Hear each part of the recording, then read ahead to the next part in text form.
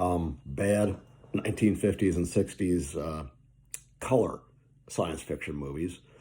Some of these movies are bad, and some of them are actually pretty good. They're just sort of a product of their time. I'm going to do this in chronological order for once. So I'm going to start with 1955's This Island Earth. This movie has gained something of a, I feel, deservedly bad reputation because a cut version of it, missing 20 minutes, was shown on MST3K. I am not a huge fan of Mystery Science Theater 3000. I liked it when it first came on. I thought it was a funny concept, but in all honesty, I find it a bit of a one-trick pony. You know, it's just the same thing week after week. These guy and these goofy robots making fun of movies. It's not my thing. If it's yours, that's okay. But just to let you know, the movie This Island Earth is not the version that's shown on MST3K. It's longer and it's more interesting. I think it's actually a pretty good science fiction movie for its time, albeit there are certain flaws. The romance is a little bit forced. The dialogue is kind of stilted, but it's still pretty good. Basically, the story, it's directed by Joseph Newman and Jack Arnold. It was released by Universal International, and it stars Jeff Morrow, Rex Reason, and Faith Demerg, and Lance Fuller. And it starts with Rex Reason is a scientist named Cal Meacham, nuclear physicist, and he's returning to California using his borrowed, quote-unquote, Lockheed T-33 Shooting Star, which is the civilian version of America's first jet fighter to enter combat, the Lockheed P-80 Shooting Star, which saw some limited service in Italy at the end of World War II. Anyway, he's flying this plane, and all of a sudden, as he's about to land, his engines flame out. And for some reason, he has no control. He's about to crash when a mysterious green light surrounds the plane and takes over the controls and lands him safely. His buddy has also seen this, says, you know, you looked like you were glowing green up there for a minute. And he tells him, well, let's not talk about this to anybody, until we get some kind of confirmation. Tower, of course, didn't see anything. He goes back to his lab where they're working on what appears to be a small nuclear reactor that keeps malfunctioning. Yesterday, they blew out a part called an XC condenser, and his friend ordered a new one from their usual supplier. What he got back was just a little bead. It's not this huge machine that they usually use. And he says he tested one of these beads and it held up to 30,000 volts before it disintegrated. He has another one set up, and Meacham tests it, and indeed it holds 33,000 volts before it disintegrates. So he says, call up the supplier and ask him what the heck these things are. He calls him, the supplier says, I didn't send you any condensers. What are you talking about? And so that's kind of a mystery. And the next day, they receive a mysterious catalog through direct delivery. And the catalog is from this strange company called Electronic Service Unit 16. They look at it, and it contains all these parts for building a mysterious machine called an interocitor. They don't know what an interocitor is or what it does. But Meacham is very interested, and he says, let's go ahead and order these parts and, see what we can put together. His assistant says, well, we don't even know, how we got these other ones. I sent a teletype off to, Pacific, our supplier, and they just sent these beads. So, well, why don't you try doing that? Send obviously it was intercepted by somebody. So send off the certain request for these products to our normal supplier, and we'll see what happens. And they are sent an enormous number of parts, over 2,000, to build this quote-unquote interocitor. Well, there's no instructions. There's just basically a symbol chart when each of these 2,500 items has its own symbol. And Meacham, being a scientist, figures out where they need to start, and they start putting this thing together. And eventually they build this interocitor, which looks like a big sort of triangular TV screen with some dials and knobs at the bottom of a square cabinet. And they're left with one part, and they say, well, what do we do now? And the voice comes over of this character, Exeter, says, well, clear your screen, please, and take that clear disc in your hand and place it around and rotate it 14 degrees left or whatever, and they do that. And all of a sudden, Exeter's image appears on this basically flat screen TV many years before there was such a thing. And anyway, Exeter shows up and he says, you're very talented and you've just passed a test. You've done what very few people could do. You built an interocitor, and I represent a group of scientists. I'd like you to come out and join us. And if you're interested, I'm going to send a plane in the morning, and you can come and meet with us. Well, Meacham is very intrigued, and he wants to do this, even though his partner thinks it's kind of might be a trap, and he tells him don't go, but he's going to go anyway. Plane, basically a pilotless DC-3 with its windows completely blacked out, lands, and Meacham gets on board, and there's just one seat, and there's no pilots, and it's automatically controlled. So he goes and he leaves, and his partner just sort of walks off into the fog and shakes his head, thinks he's a fool. Anyway, he lands at an airstrip in Georgia, and is met by a woman named Ruth Adams, who is also a nuclear physicist who he apparently met at a conference in Vermont about 5 years earlier. Well, she claims not to recognize him and says she wasn't that girl, but she's envious of who that was, and that's Faith DeMurg. And she takes him up to Exeter's mansion up on this hill, and he meets Exeter, and Exeter shows him his lab. And there are several other people who look like Exeter. Has a rather high forehead and white hair, a strange indentation in his forehead, but is otherwise perfectly human looking. And his assistant's name is Brack, and he takes them down to this lab and shows them all this equipment, including their own interocitor. And he places a lead shield up in front of the interocitor screen, and he thinks that will block Exeter from listening to him. And he asks Faith DeMurg and Kenneth Johnson, who's another nuclear scientist, what the heck's going on here? Kenneth Johnson shows him a picture that he's drawn of Exeter and Brack and how they look, remarkably similar, and also a excavation inside a mountain that's further down the property that he noticed, and it's covered with a tarp. He doesn't know what's in there. They don't talk about it anymore because they have a cat named Neutron, and this is a scientific mistake. They say the cat's name is Neutron because he's so positive. Well, everybody knows neutrons aren't positive or negative. They're neutral, hence the term neutron. But anyway, the cat can detect that Exeter is listening to them, despite the lead shielding, and meows and warns them, and then they start, they stop giving any useful information. Later on, they have a sumptuous dinner, and Meacham asks Exeter, he's listening to Mozart music, what do you think of Mozart? He says, Mozart? And he says, the music. He says, oh, you're a composer. He says, what do you mean our composer? He belongs to the world. And he says, oh, yes, I'm sorry, I was distracted. Well, that's a bit of a clue there that he doesn't know who Mozart is.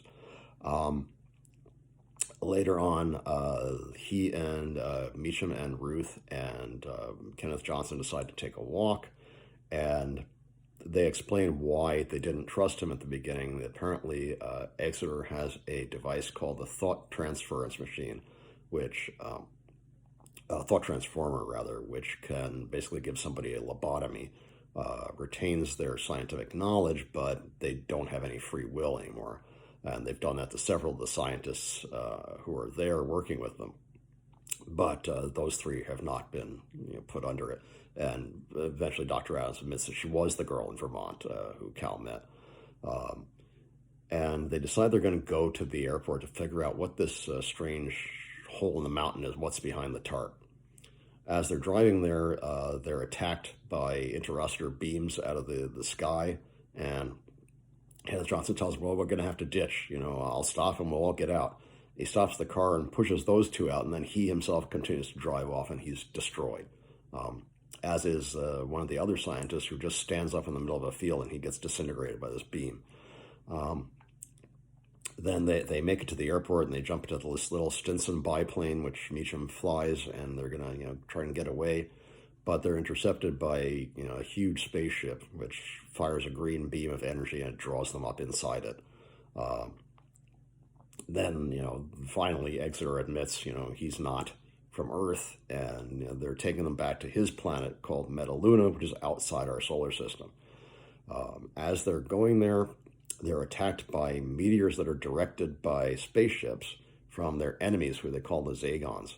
And they say they tried to make peace with the Zagons, but they weren't interested, and they're attacking their planet constantly. And the only thing that protects them is what they call an ionization layer, which is a radioactive protective shield around the planet. But they're running out of energy, and that's why they needed the nuclear scientists. They need to produce more uranium to reinforce this protective barrier before it's too late. They arrive at Metaluna, and meteors are dropping all around them. They've moved underground, and they travel by this kind of underground subway to the main city, where they meet the Monitor, who's the leader of their society. He's rather arrogant and tells them that the remaining Metalunans are going to move to Earth and they're going to take over,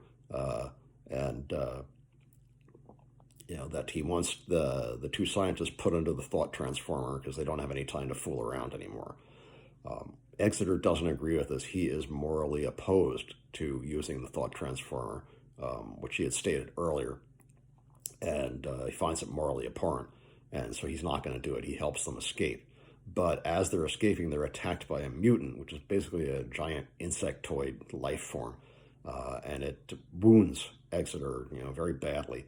And they get back up into the spaceship, and they pressurize themselves, and are headed back towards Earth. And because the mutant sneaks on board as well, it's not dead. They attacked it, but it didn't die. But the Monitor is killed. The Monitor is destroyed, and the ionization layer is finally failing completely. As they manage to barely escape the planet in time, the Zagon launches an all-out attack that's so massive it turns the planet into a radioactive sun. They get back to, they pressurize themselves to get back to Earth, and the mutant starts to attack Ruth, but because it hasn't been pressurized, it disintegrates and dies. They get back to Earth, and Meacham asks Exeter, well, what are you going to do now? And he says, oh, I'll go out and explore the planets. There's lots to explore. And he says, you're lying. You used up all your energy to get here. And he says, well, you guys go now, and don't worry about me. So he puts them back on the plane. They exit the spaceship and head back to Earth, and Exeter crashes the ship into an empty area of the sea where it won't harm anybody. I think it's a really good movie. It has some interesting premises. The special effects are really good for 1955. Yeah, it looks cheesy now, and the spaceship is obviously just a little model. But, some good, interesting things. There are some mistakes, too, like there are flames in outer space, and everybody knows that space is a vacuum and there are no flames. But, I would recommend it. I think it's good. It's interesting. Like I said, some of the dialogue is stilted. The romance is a little corny, but pretty good. Next, we go to 1959, Angry Red Planet, directed by Ib Melchior, who was a Dutch writer-director. Story by Sidney W. Pink, who was also a fairly well-known science fiction writer at the time, released by MGM. Stars Jack Kruschen, Nora Hayden, Les Tremayne, and Gerald Moore. It's about an expedition to Mars known as MR1. And they travel there on, the standard 1950s kind of spaceship. They get there, and so there's some good stuff, like they don't immediately go outside without checking the atmosphere. They do wear space suits when they go out, so, it's obviously written by somebody who knows a little bit more about science than some of the stuff we got back then. And they are immediately almost, attacked by, Laura Hayden's almost killed by this man-eating plant. And Jack Kruschen freezes it with this freeze ray that he has, which he calls Cleo, and there's something a little odd about his relationship with that weapon. But then they do some further exploration. They find what looks like to be some sort of huge alien city off in the distance. They take a boat out to, they've got an inflatable boat with them. They inflate it, and they row out towards the city, but they only get about halfway there when they're attacked by this amoeba-like creature. It's got a single eye that rotates around in its head, and it chases them back to the spaceship. They get back inside, but Gerald Moore's arm is infected by this thing, and it starts to surround the ship, and it engulfs and kills Jack Crucian, absorbs him into its mass. And they're trying to figure out, oh my, what are we going to do? How are we going to escape this thing? It's going to eventually secrete an acid that'll destroy the rocket. What they do is they transfer the electrical power from the outside, the inside of the ship to the outside, and they zap the amoeba creature, and it isn't killed, but enough of it is destroyed that it lets them go. And then they rewire the ship and they take off. Their scientist, Les Tremayne, has a heart attack on the way back and dies. So now there's just the two of them. There's Nora Hayden and Gerald Moore. They make it back to Earth, and she, being a doctor of space medicine, figures out a way to get this green growth off of his arm using electric shocks, and he's okay. And then they discover a recording that they weren't aware of before by this strange three-eyed Martian who tells them basically, don't come back. This is a warning. We don't want you here. Interesting, corny, not particularly well done, but not a terrible science fiction movie. And of course, it features one of the greatest alien beings ever, the spider rat bat crab. I kid you not. Crazy looking thing. It really doesn't do much except roar, and then they blind it, and that kind of ends it. Next up is 1962's Creation of the Humanoids, allegedly Andy Warhol's favorite film. It's very well done. It was written by Wesley Barry, directed by Wesley Barry, written by Jay Sims, allegedly adopted from Jack Williamson's story, The Humanoids, which it's not, because I've read that novel and it has nothing to do with it. But it stars Dawn Doolittle, Erica Elliott, Frances McGowan, and Don Megawan. And it's about, there's a World War III, and the human population is reduced by about 97%, and the remaining population are sterile. They start to build robots to help them with their daily tasks, and eventually the robots become more and more sophisticated and more humanoid. And eventually they get to a point where people are starting to get a little frightened of them. They're frightened that because their birth rate is so low that the robots or the humanoids are going to take over, and humanity is going to be wiped out. And there's this kind of fanatical organization called the Order of Flesh and Blood, which Don McGowan is a member of. He plays a character called, sorry, I'm forgetting, but the Kragus, that's what it is. Kenneth Kragus is his real name, but he calls himself the Kragus, as if that's some sort of title. I don't know what that's a reference to, but anyway, there's a scientist named Dr. Raven who's been performing illegal experiments on something called a thalamic transplant. And what the thalamic transplant is a tiny little unit which transfers basically everything that makes a person themselves, everything that is the individual person, i.e. the soul, basically, and can be transplanted shortly after death into a robot duplicate of that person. And they erase the experience of death so that when that person awakes, they think, oh, something happened to me, but they think they're still the same person. They don't realize that they're a robot. And meanwhile, this Order of Flesh and Blood disparages the robots. They call them clickers as sort of a derogatory term, and they harass them. And the Kragus finds out that his sister Esme has gone into quote-unquote rapport with a clicker. And what rapport is, it's a kind of love, but it's sort of like a process by which they're bonded permanently. And they know each other's thoughts, they know each other's needs. There is some implication of sexuality too, but it's not really specifically mentioned. But he's very upset. He goes to see his sister and starts berating her. How could you do this to me? And don't you know who I am? And this is really bad for the order, and it looks bad. And she says, you're being ridiculous, and he's more of a man than you'll ever be. And he takes the clicker's eyes out to which are fake, to show her that he's not really a human. Cuts his arm open, pulls a wire out, and says, "This what you want? This is what you wanted to live with for the rest of your life." And she still says he's more of a man than you, and you just proved yourself a coward by doing that. And the robot also berates him somewhat and says, "I feel sorry for you."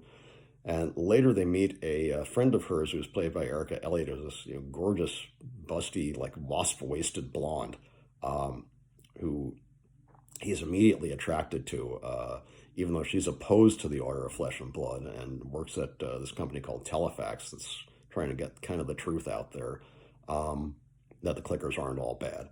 And eventually, every night between 4 and 5 p.m., the clickers have to regenerate at what they call the temple, and they're regenerated by a computer that they call the Father Mother. And oddly enough, the Kragus wakes up inside the temple with the girl, Maxine, and he's like, "What the heck am I doing here? Why are you clickers doing?" And Dr. Raven, who was killed in an earlier sequence, shows up, and he's been regenerated into one of these robot duplicates, and he's younger now. And he said, "Well, I thought you were older and dead." He said, "Yeah, but I didn't like being older, and I didn't like being dead," which I think is a great line. Um, and he tells them, you may not, he says to the Kragas, "Do you remember a day when you had a terrible headache and while you're at work?" And he says, "Yeah, it was just a headache." He says, "No, you had a cerebral hemorrhage and you died. And I took your thalamic implant and put it in a, a robot. You're an R97, which is only 3 steps short of being human." And he can't believe it. And then he tells him, "Stab yourself." And he gives him this dagger.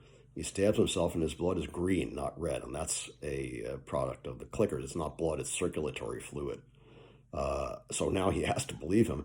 And he tells Maxine that she died in a bombing that was conducted by the Order of Flesh and Blood that was only supposed to destroy, humanoids. But she was caught because she was working at Telefax. And she died too, and they again replaced her body and they made her slimmer. They said, "You had a tendency to be plump." She says, "Yeah, I kind of remember that." And they ask him, "What now? What happens to us now?" And they said, "Well, would you like to be R100s? Would you like to be fully human?" And they ask Raven, "Can you do that?" And he says, "Yes, I can, and I can even make you capable of reproduction." And finally, he breaks the fourth wall and says, "Well, it must have worked, otherwise you, the audience, wouldn't be here." So that's kind of an interesting twist. It's an apocalyptic movie with kind of a positive ending. Um, Next, from 1965, one of the worst movies ever made, so bad that it's hilariously funny, is The Astro Zombies, directed by Ted V. Michaels and written by Ted Michaels and Wayne Rogers. And yes, that Wayne Rogers, the one who was on MASH. It's released by Ram Limited and the Ted V. Michaels production company. It stars John Carradine, Wendell Corey, Rafael Campos, and Tom Pace. And one of the funniest, cheesiest opening scenes, it just has these like little wind-up toy robots zooming around and like shooting each other with their phony little guns. That's hilarious in and of itself.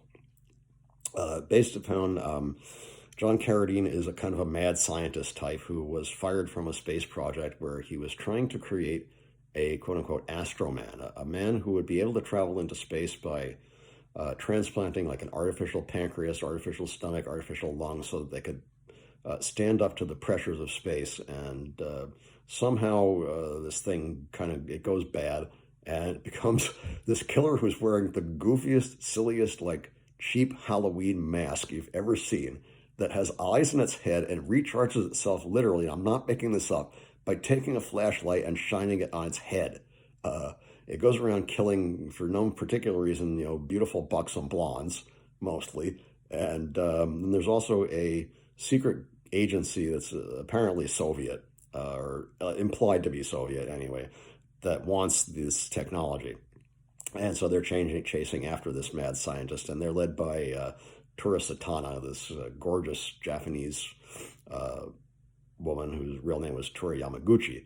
But she's best known for her role as the lesbian Varla in Faster Pussycat Kill Kill by Russ Meyer. And there's some funny moments. She puts a cigarette out in a guy's face and looks very sexy doing it, I must say. And there's this Rafael Campos plays this Igor type character who kind of walks around going and doing these experiments with John Carradine that they're exchanging blood for some kind of green fluid. They never explain exactly what they're doing. They're creating these astro zombies at random, and eventually Wendell Corey intercepts, and his agents intercept them. Teresa Tana is trying to take over, and she gets shocked to death by standing against a piece of equipment, and they shoot it, and it goes electrifies her.